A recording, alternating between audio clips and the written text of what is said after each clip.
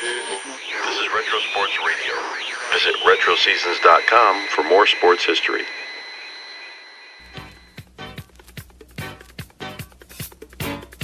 This is the story of the Phantastic Phillies, a team whose roots date back to the distant year of 1883, a team whose heritage is as rich as any team in Major League Baseball, but a team that had suffered through the longest period of barrenness in Major League sports. That is, until 1980. Pitch on the way to Booney. He drops a bunt. It's fielded by the pitcher. Throw to the plate. Throw is wild. Phillies win the game. Check swing, ground ball, third base. Schmidt plays to second. There's one. Back to first. Double play. Here's Tug to the windup in the 2-2 pitch. Called third strike. He struck him out with a fastball right across the middle. He caught him looking, and Tug McGraw strikes out the side in the 8th inning. Long drive to left field. He buried it. He buried it way back. Out of here. Home run. Mike Schmidt puts the Phillies up 6-4. To be a Phillies fan in 1980 was something special, something that will live with the millions of loyal fans for many years to come. Over the years, generation after generation has followed the fortunes of this team. There were many memorable moments and many great players to be recalled. However, that ultimate moment of glory had always eluded them.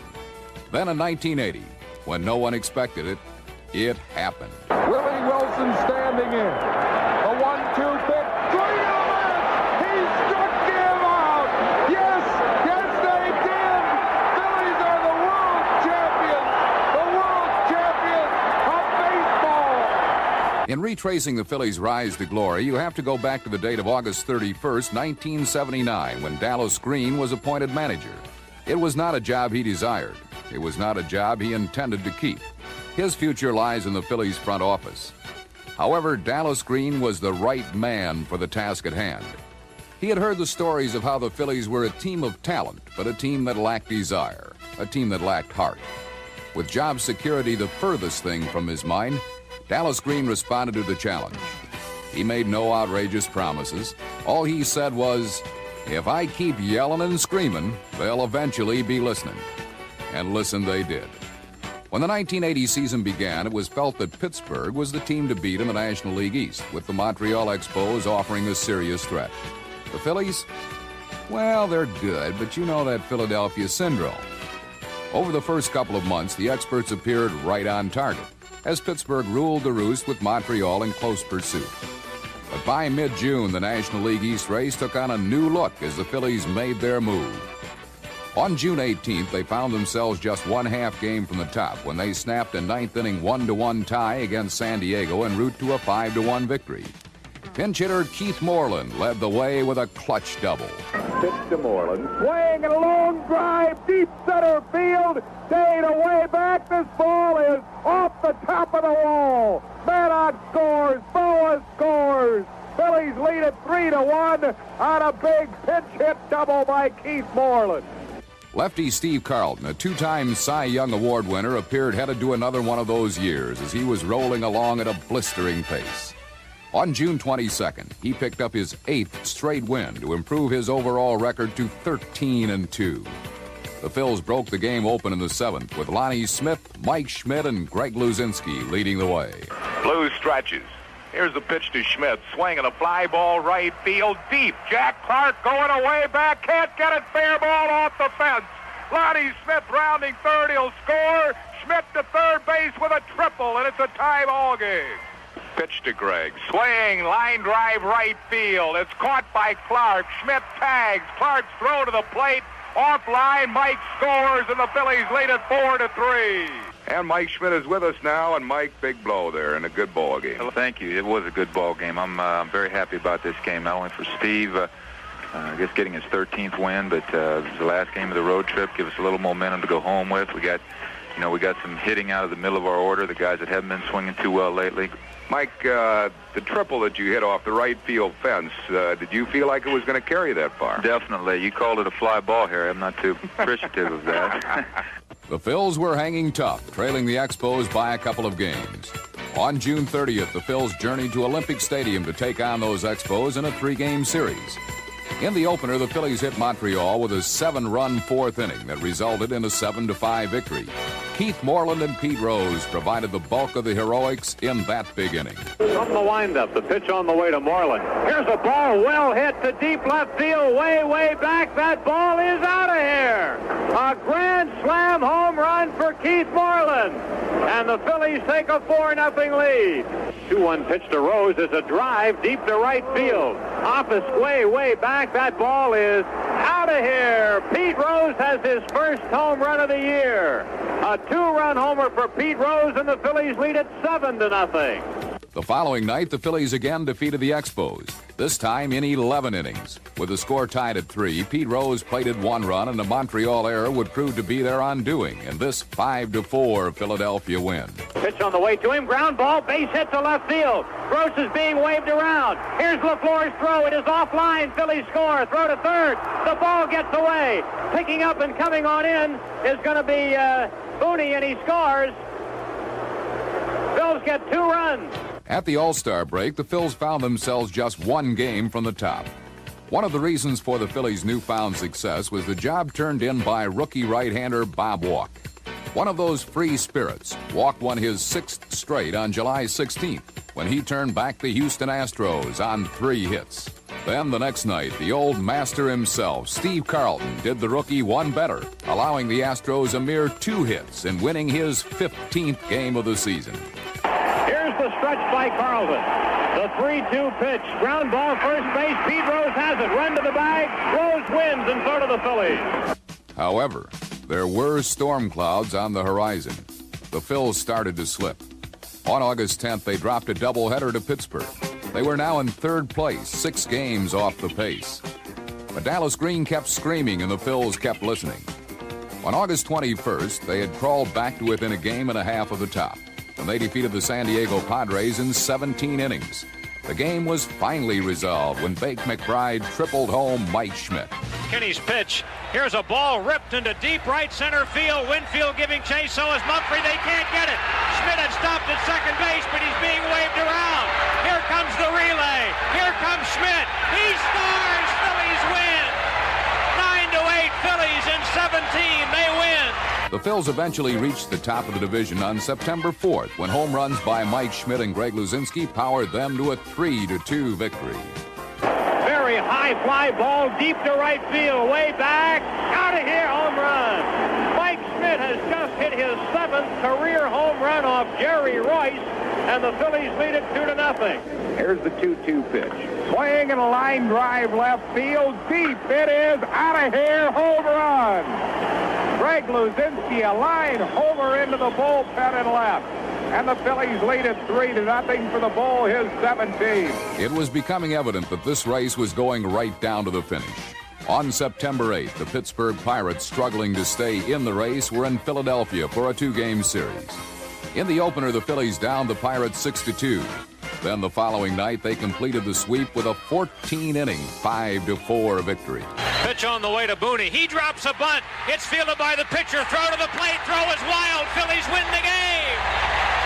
A heap at the plate as Maddox comes sliding into Watt. Garry is down in a heap. The Phillies have won the ball game 5-4 on the bunt by Bob Boone. The next night, the Phils were at Shea Stadium to take on the lowly New York Mets. Dallas Green took a gamble and sent rookie Marty Bystrom to the mound and came up a winner as the youngster hurled a 5-0 shutout in his first major league start. Here's Elliott Maddox sending a fly ball center field. This ought to do it. Garry Maddox camping. He waits. He takes it.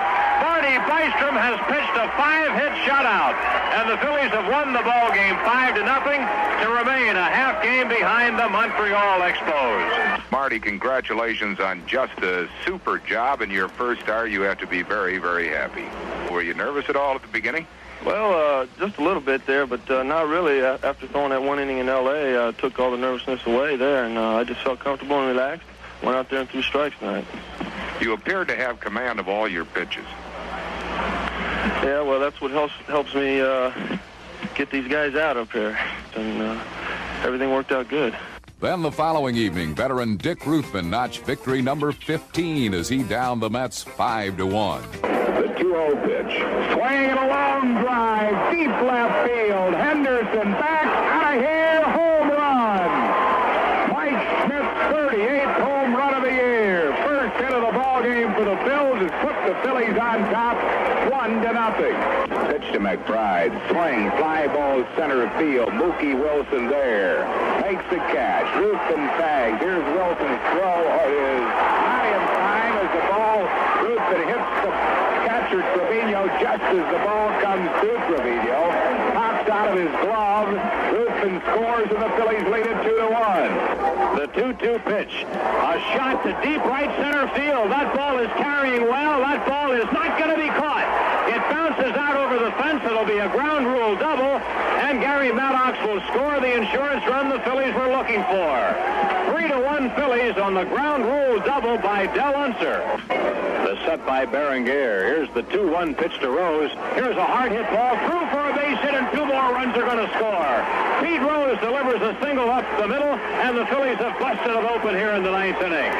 2 more runs cross the plate. The Phillies lead it 5-1. The Phils were hanging tough, but a mini slump found them 2 1/2 games behind after losing to Chicago on September 19th. However, the Expos were going into a mini slump of their own, and within 2 days, the Phils would be again just 1/2 game behind.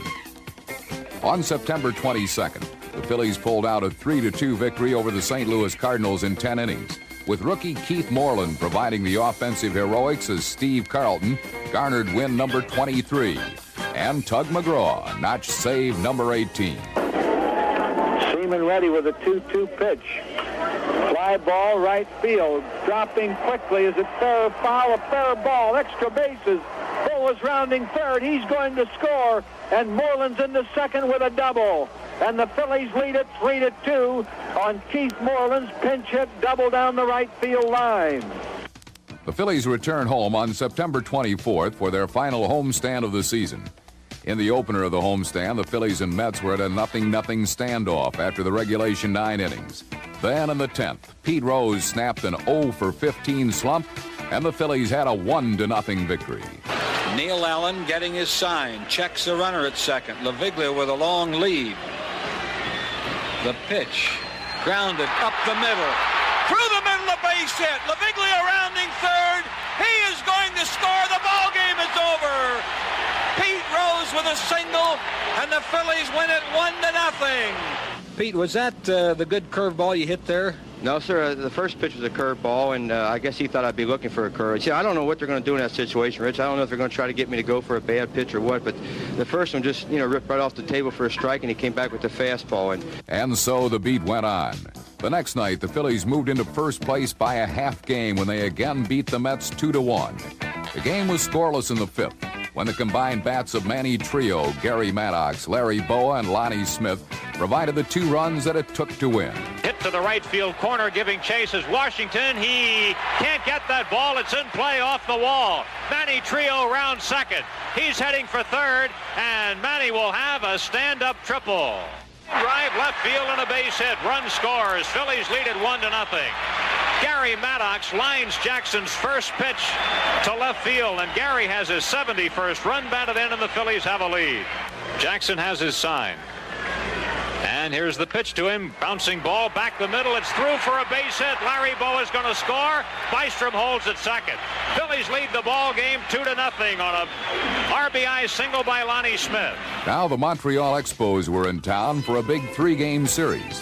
In the first game, the score was tied at 1-1 entering the bottom of the 9th inning, when Bake McBride caught hold of a Dave Palmer pitch, and the Phillies led the division by a game and a half. Bake McBride stands in. He is singled in 3 at-bats. Here's Palmer's pitch to him. Swing and a long drive. Deep right. It's got a chance. Out of here. Ball game's over. Phillies win 2-1. Bake McBride a home run. Phillies win it 2-1. Lead the East by a game and a half. Bake McBride bobbed at home plate by his teammates. What an ending to a great ball game. However, the Expos came back to win the final 2 games of the series, and the Phillies were now down a half game. The issue would be resolved in the final week of the season.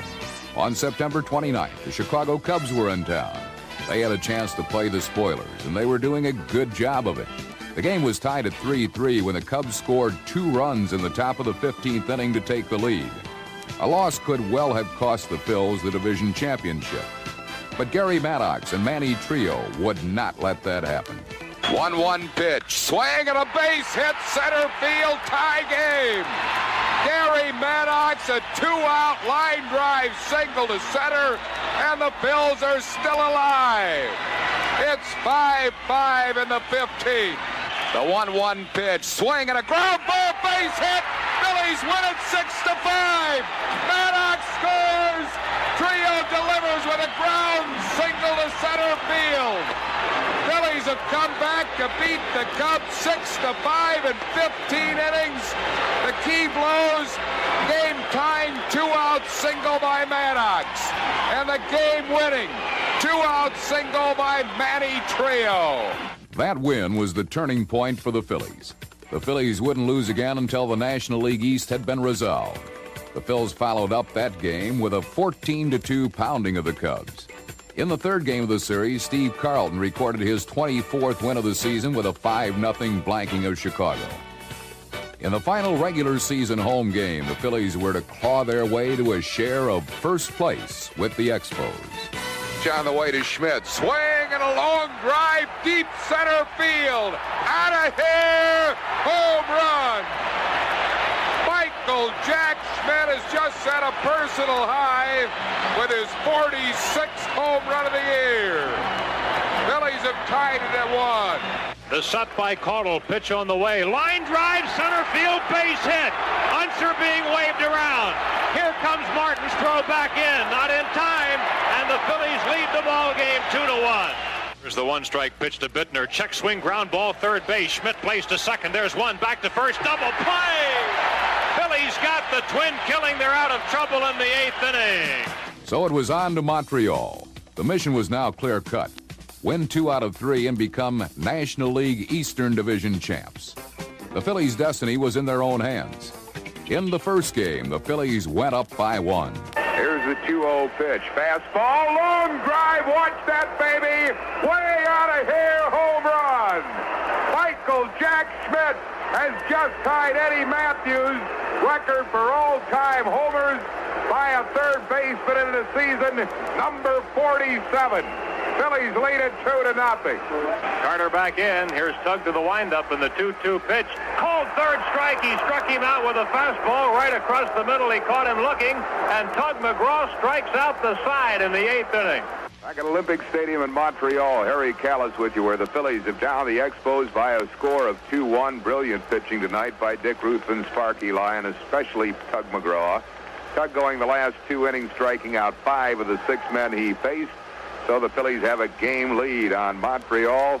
Tug, 20th save of the year. You look like you had outstanding stuff tonight. Harry, it's strange. It really is. This game of baseball is weird. Warming up tonight, I felt a little bit stiff, maybe because of the coolness of the weather up here. I was extremely nervous. Once I got out on the field, everything seemed to be real calm, and the pitches just seemed to come from nowhere. I really didn't feel as though I had really great stuff tonight. I think when you feel that way, Harry, it makes you concentrate all that much more, and it makes you work on your mechanics and make sure you do everything right. Tug, it looked to me like you caught a couple of hitters looking for the Scroogey and zipped that fastball. Well, you know, Harry, like I said earlier, I just really didn't feel as though I had overpowering stuff, and so what Booney and I did was try to mix up the pitches a lot. I shook off a whole bunch of signs. I kept shaking my head. Sometimes he'd give me the pitch I wanted, and I'd shake my head until he'd come back to it, just to try to use everything we could to try to keep the hitters from sitting on any one particular pitch. And I think they were really aware of the screwball tonight. And actually, the 8th inning, I did make some real good pitches with the screwball. And as it turned out, in the 9th, they were all sitting on the screwball, and I was able to get them with the fastball and the slider. So tonight was one of those nights where, fortunately, everything worked out real well. Then in Game 2, after an eternal rain delay, the Phillies said to themselves, let's get this thing over. The pitch to Boone. Back through the middle, base hit. Here's big McBride being waved around. Here's the throw. It's going to be way off target. Boone goes into second. Phillies have tied the game. The pitch to Schmidt. Long drive to left field. He buried it. He buried it way back. Out of here. Home run. Mike Schmidt puts the Phillies up 6-4. Oh, what a drive by Schmidt. Unbelievable. He hit that thing deep to the seats in left field. And the Phillies greet Schmidt at the plate. Mike clasps his hands. He shakes hands with all of his teammates. What a wild scene in Montreal. Here's the guy, Bob Boone, who got the base hit in the ninth inning, or the game never would have gone overtime. And Booney, it's been a scuffling year for you. This has to make you feel pretty good. Feels great, Rich. I really came up here feeling very confident in this series. I just feel like with Tug out there, we just got the magic, and with all the controversy and all the frustrations that we've experienced in this club, this is super. It's still the first stopping point for us, and we've had a goal all year to not only get to the playoffs, but to go on past them. So we're ready, and we got the big guy going with 2 extra days rest. Going to be really important to us. I'm just excited about it. We want to get in that series. Michael Jackson, you just drove Harry Kellis crazy with that home run. Buddy, this has been quite a year. Nice going, buddy. Thank you, Rich. How do you feel? Without a doubt, I feel as good as I've ever felt in my life. Booney got the biggest hit of his career, and Garry against the Cubs, I think, initiated this whole week for us with that hit that he got with 2 outs. Well, here's the guy, Tug McGraw, and Tug, day after day, I have never seen a relief pitcher pitch the way you have, buddy. Beautiful. Richie, I'll tell you, this is a ball. I didn't know that last inning whether I was ever going to be able to get it to the catcher or not. Today was an 8 Tylenol day. That rain delay got up this morning, took 3. Took 3 more when the game finally started, and then going out for the last inning, had to pump down a couple more, and we got it up there. I believe you're going to get a day off tomorrow, Tug, and I believe we can safely tell the fans they can stay out tonight. They don't have to get their rest. Yeah, you don't have to get your rest tonight, but I'll tell you what, Phyllis and Grandma, Dad, Uncle Hank, and Mark and Carrie, save some champagne for when we get home. We'll have a party together. Paul Owens now is here. Pope, God love you. Vice President, General Manager of the Phillies. This is your 4th division crown. How does this one feel compared to the other?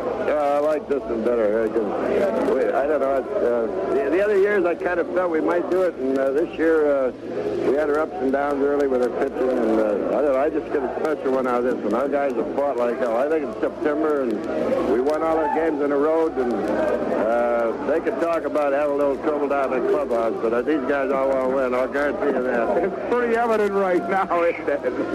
Dick Rufus is here. Rufus winning the big game last night. Buddy. How does this one feel? This feels great.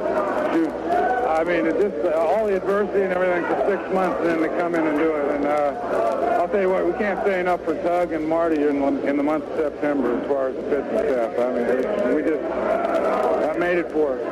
Pete Rose has just joined us. Pete's been talking to 1,000,001 writers, and Pete, you've been through it before, but what a ball game. What a win. What a division championship. Well, I think it was more like a 3-ring circus today, Harry, than it was a ball game, but they battled us tough, and Booney got a key hit for us, and of course Schmidt hit his 48th home run, and he's been hot this week, and our pitching was excellent again, and we can stand here all day and talk about Tugger because as far as I'm concerned, he's the best reliever in the league right now.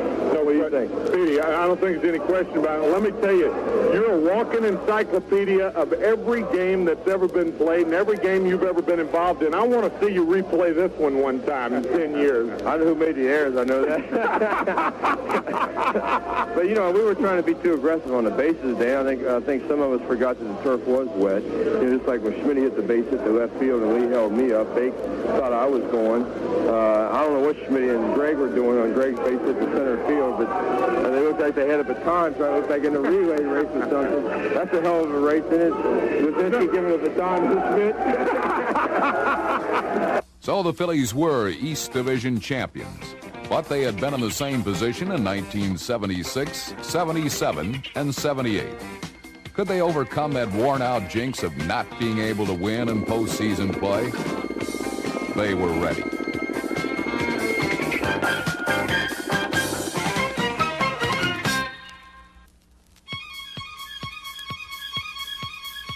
The Phantastic Phillies were in the playoffs. Could they lick that terrible curse that had seemingly been cast upon them? Before Game 1, much was made of the fact that the Phillies had won only one postseason game in Philadelphia in their history. That was on October 8, 1915, when Grover Cleveland Alexander beat the Boston Red Sox 3-1 in the opener of the World Series. Now it was October 7, 1980, almost 65 years to the day.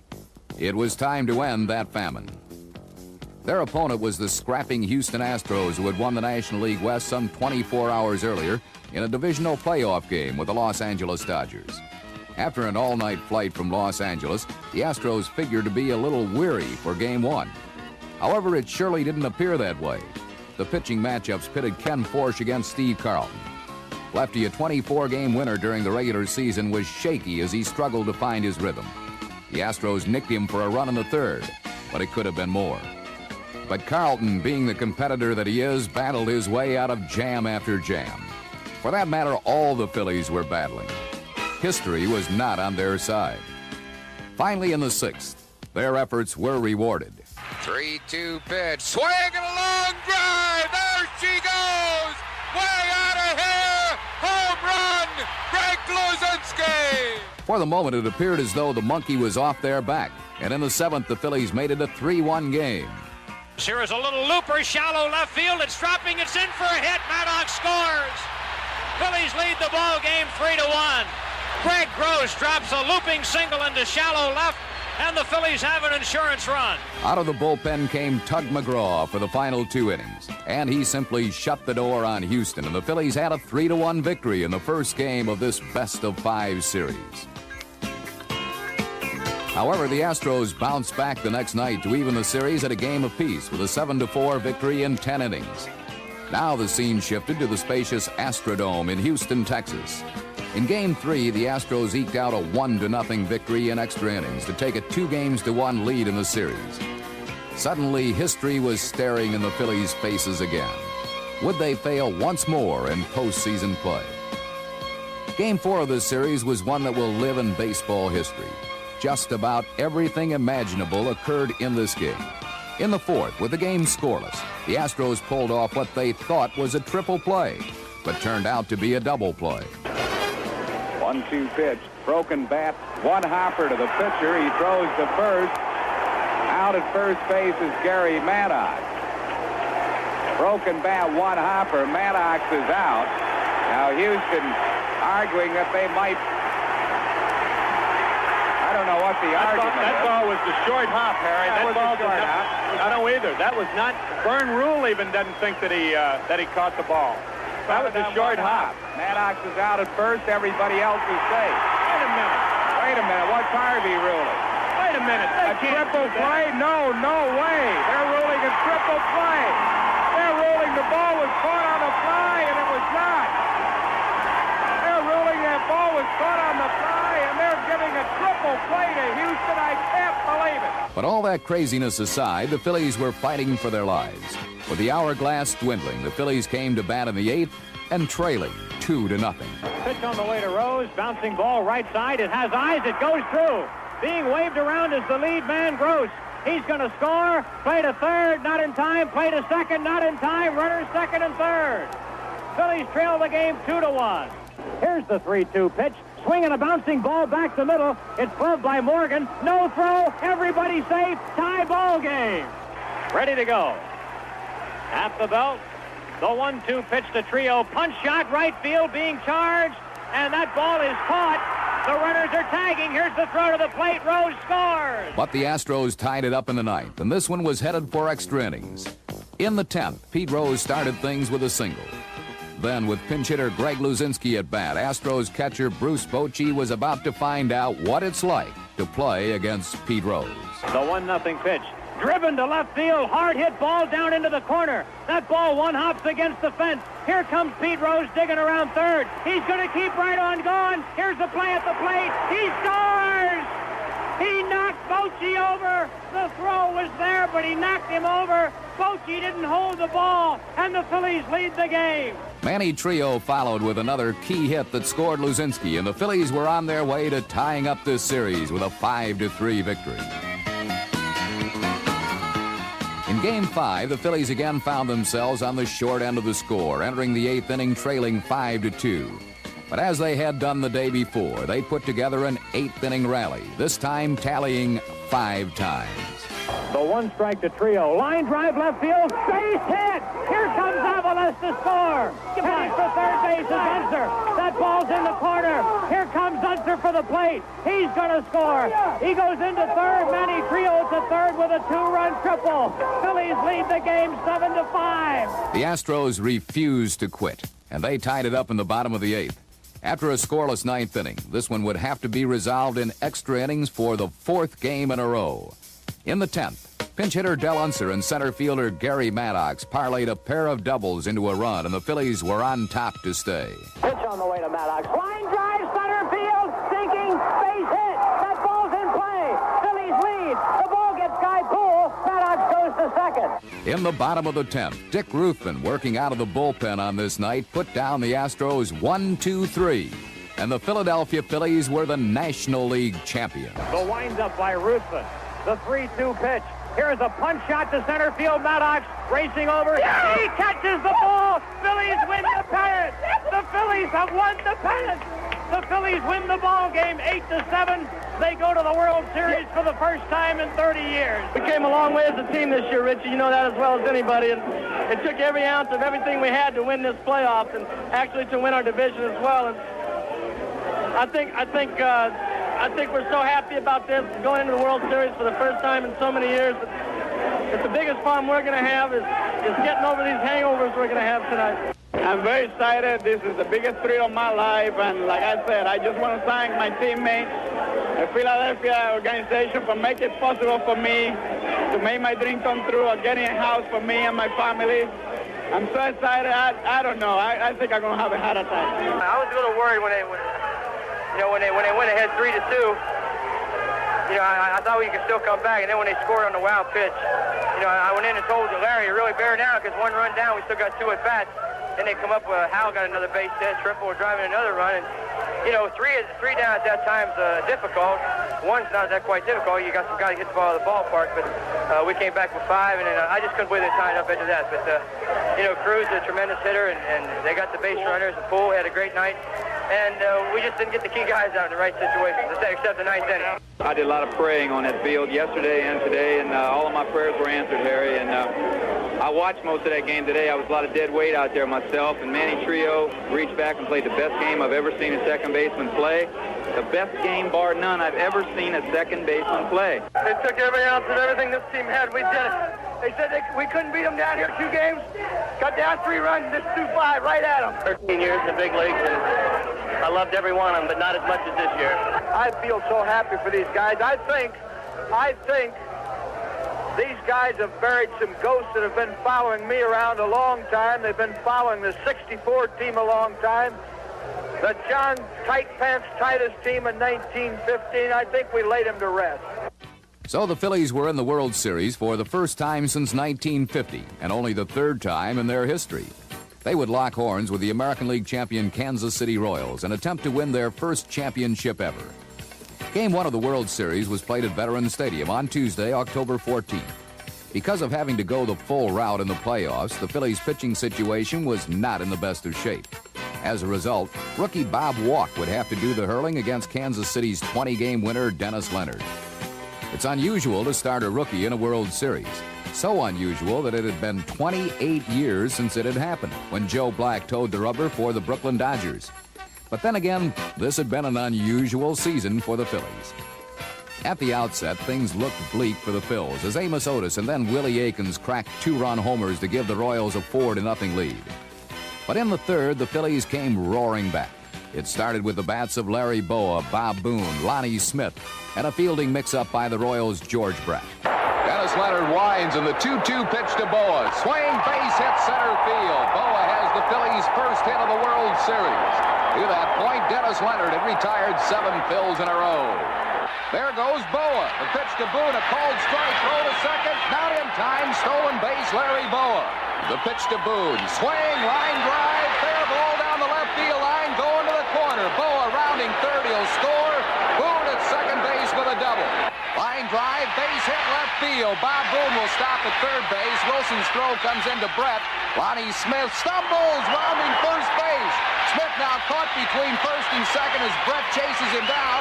Boone is going to try to score, and he does. Boone safe at home. The tag at first base by Akins. Smith is out, but the Phillies trade him out for a run. That made the score 4-2, but it also cleared the bases. However, the Phillies were far from through. First, Pete Rose was hit by a pitch, and then Mike Schmidt walked, bringing to the plate Bake McBride.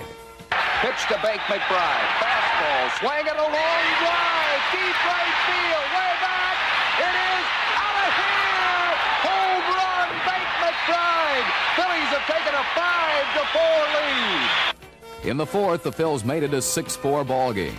With a runner on third and 2 outs, Bob Boone, who already had 1 RBI for the night, plated another.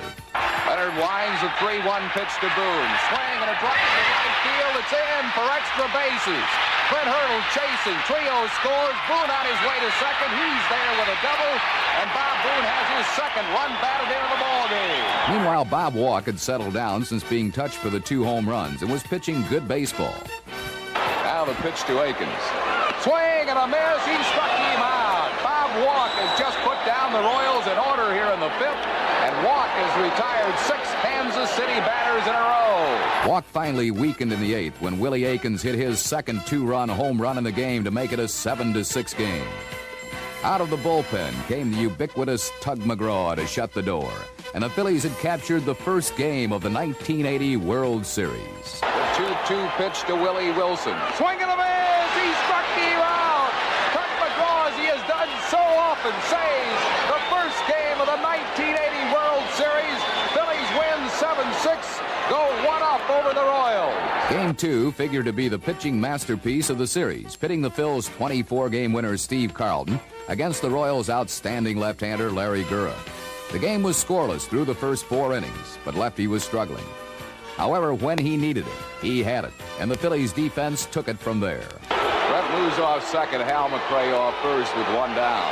Carlton gets his sign from Bob Boone. There's a stretch by Lefty, and the pitch to Amos Otis. Curveball, ground ball, shortstop, might be 2. Boa to trio 1, the relay, yes, double play, and the Phillies get out of the inning. It's still a 0-0 ball game. Meanwhile, Gura was outstanding, retiring the first 13 batters to face him. In the 5th, he suddenly lost it, and the Phils capitalized. A pitch to Moreland, ground ball in the hole. Washington backhands, long throw, not in time. Keith Moreland, the base hit. He becomes the Phillies' first base runner off Larry Gura. Swing, a line drive. It's fair down the left field line, heading for the corner.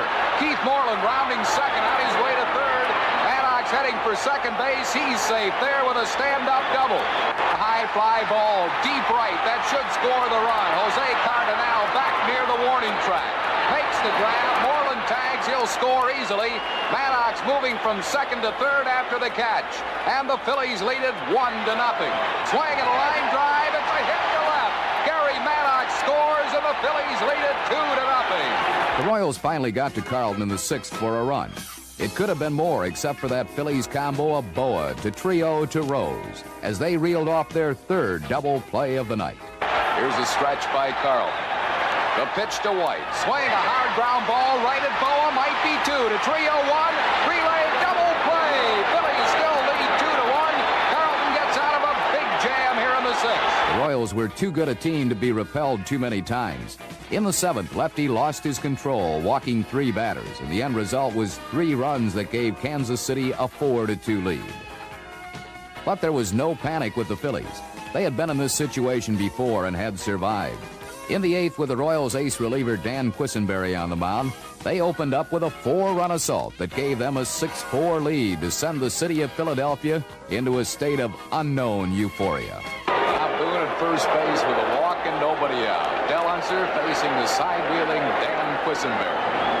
Here's the pitch to Unser. Swing and a drive in the gap in left center field. Otis chasing, can't get it. Going all the way back to the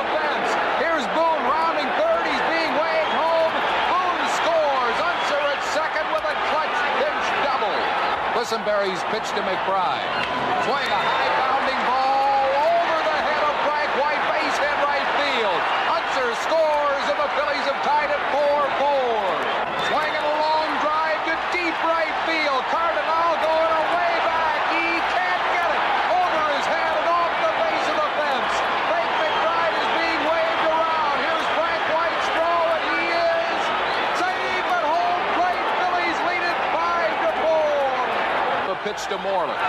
Swing a line drive. It's a base hit to left center field. Here's Mike Schmidt being waved around third. He scores, and the Phillies lead it 6-4. In the ninth, Big Ron Reed rambled out of the bullpen, and as McGraw had done the night before, he blew the Royals away, and the Phillies were up 2 games in this World Series. Ron Reed trying to lock up Game 2 of the World Series. Here's a stretch by Big Ron. The 2-2 pitch. Swing and a miss. He struck him out. John Wathan goes down swinging, and the Phillies win 6-4, and now lead the Royals 2 games to none. Now it was on to Kansas City for the next 3 games. In Game 3, the Phillies again came from behind to tie the contest, but this was not to be their night, as the Royals would win the game in 10 innings.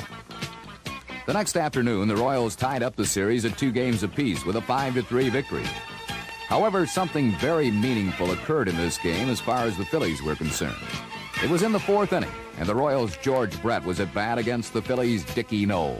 The 0-2 pitch to Brett. Look out! George Brett has to hit the dirt on a high inside fastball, and Brett goes down in a hurry at home plate. Here comes Jim Fry, Kansas City manager, out of the dugout, and he is hot. He talks first to Don Denkinger, and now is looking out at Dickie Knowles. Pete Rose coming in from first base, now trying to get between Fry and Dickie Knowles. Fry is really upset. I have never seen a manager react to a pitch like that. Fry is still out there as Dickie Knowles came high and tight right at George Brett's head with an 0-2 pitch. Brett had to really hit the deck. Brett, meanwhile, is standing at home plate. To many across North America and throughout the baseball world, Knowles was cast as a villain, but the ball players knew what was happening. Here's the windup by Knowles. 1-2 pitch. Swing and a miss. He struck him out. Brett goes down swinging, and that's 2 down here in the 4th. To that point, the momentum, or as the players might say, the Big Mo, had been in the Royals' favor. Someone had to stem the tide, halt it. Knowles' purpose pitch did the job. From that moment on, the Royals would be as docile as lambs, scoring only 4 runs in the final 22 innings of the series. In Game 5, the Phillies sent their September sensation Marty Bystrom to the mound to be opposed by the wily veteran Larry Gura. For 3 innings, they matched each other. Then in the 4th, the Phillies took the lead. Here's the pitch to Schmidt. Fastball, swing, and a high towering drive to deep right center. Otis going way back. This ball is out of here. Home run, Mike Schmidt, and the Phillies lead it 2-0. The Royals finally got on the scoreboard in the 5th. And in the 6th, they came up with 2 more to take a 3-2 lead. It could have been more except for a perfect relay throw by Manny Trio from Bake McBride to cut down Darrell Porter at home plate. Fastball, swing, and a long drive to deep right field. Bake McBride going away back. He'll never get it. Off the fence. Here's Darrell Porter being waved around third. Manny Trio's relay throw, and Porter is out at home plate. What a great throw by Trio. Manny Trio's brilliant relay throw has cut down Darrell Porter at the plate. It remained a 1-run ball game as the innings wound down and both teams went to their aces out of the bullpen. Quisenberry for the Royals, McGraw for the Phils. Finally, it was the top of the 9th.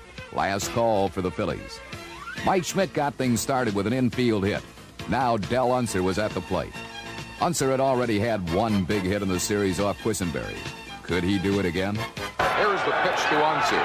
Swing and a smash past Akins and down the right field line. Mike Schmidt is heading for third base, being waved around third. Here is the relay throw to the plate, and Schmidt is safe at home plate. Phillies have tied the game here in the 9th, 3-3.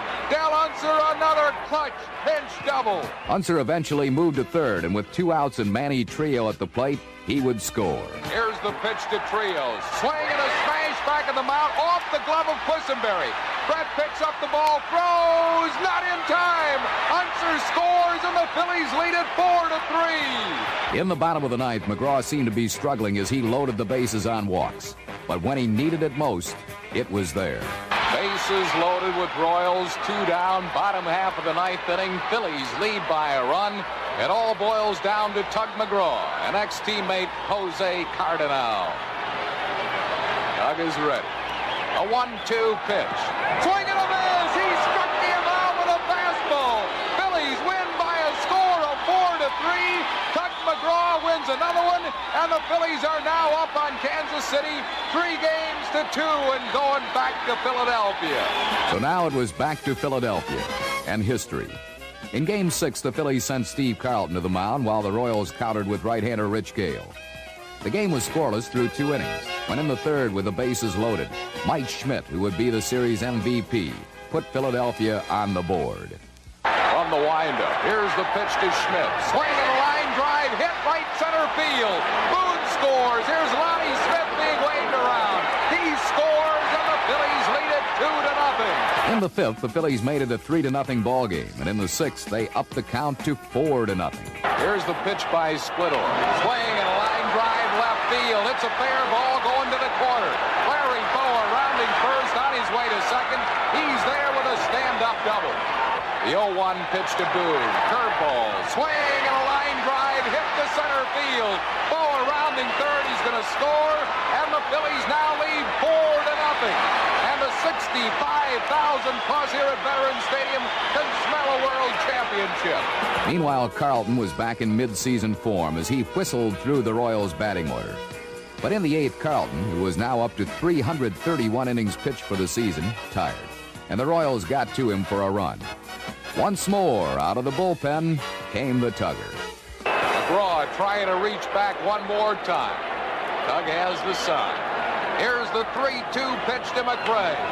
Swinging a ground ball to second base. Tug should be out of the inning. Trio to Rose. Yes, he is.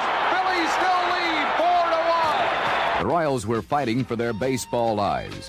In the ninth, they again loaded the bases with 1 out. But there would be no call from the governor. Their execution was about to be completed. Tug McGraw trying to reach back one more time. 1 out. Frank White standing in. Tug has the side. Here's the pitch to White. Swing and a high pop foul near the Phillies dugout. Rose and Boone both there. Boone drops the ball. Rose grabs it. What an incredible play. Pete Rose grabbed the ball after Boone dropped it, and there's 2 outs here in the ninth. 65,000 plus on their feet at Veterans Stadium. The Tugger needs one more. One more out. Willie Wilson standing in, bases loaded. 1-2 pitch. Yes, he struck him out. Yes, they did. The Phillies are the world champions of baseball. It's pandemonium at Veterans Stadium. All of the fans are on their feet. The city has come together behind the baseball team, the Philadelphia Phillies. Tug McGraw being mobbed by his teammates. Who better than Tugger to finish the 1980 World Series? The Phillies are world champs. This city knows it. This city loves it.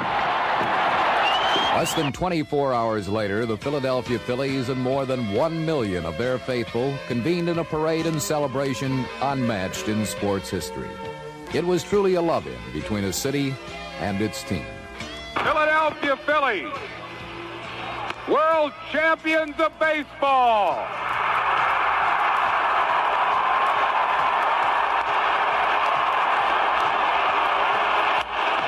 The man who guided this band of world champions, Phillies manager, Dallas Green.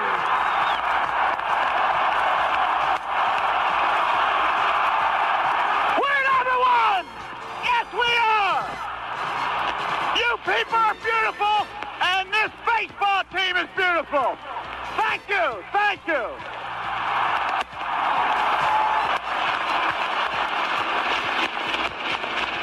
Most valuable player of the 1980 World Series.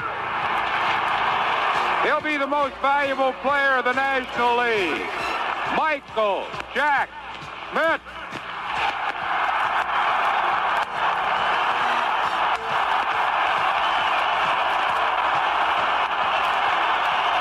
Thank you. Y'all showed me your true colors today. I never saw so many sincere faces in that parade in my life as I did today. Take this world championship and savor it, because you all deserve it.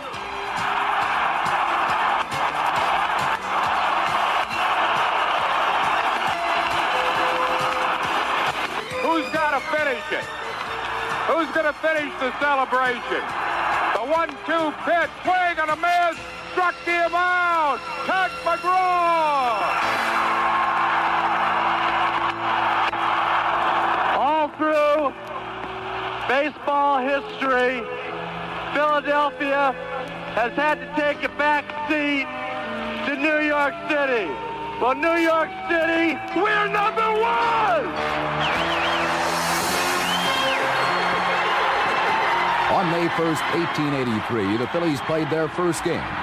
And now, 97 years, 5 months, and 21 days later, they have finally reached the summit. They are the world champions of baseball. It's the Phillies. It's the Phillies.